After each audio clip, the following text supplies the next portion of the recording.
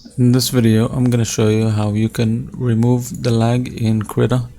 So to start off, you want to go to settings, configure Krita, and then go to display.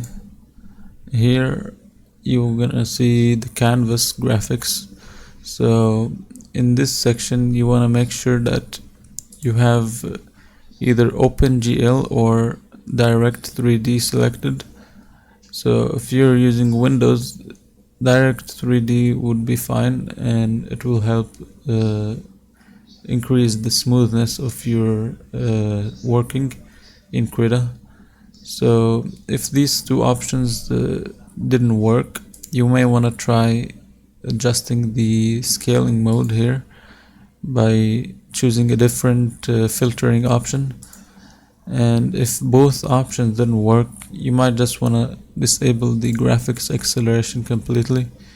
This may affect the quality of your results and of your working space, but at least it removed the lag. So and after you do this, you still have other options here to do.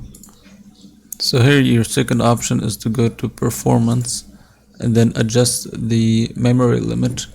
Adjusting the memory limit basically will give Krita more of the memory RAM, and this will help improving the working quality and smoothen, basically give you a smoother workspace.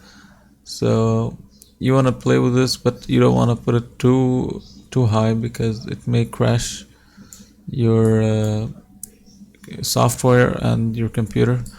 So you may want to adjust this accordingly, but make sure to keep a little bit of RAM left so that the operating system has enough to operate. Now if this didn't work, you may want to go here and go to image and click on convert image color space, and this is where you can adjust some settings here that will help. So here you want to adjust the bit rate. So the original default setting is 8-bit.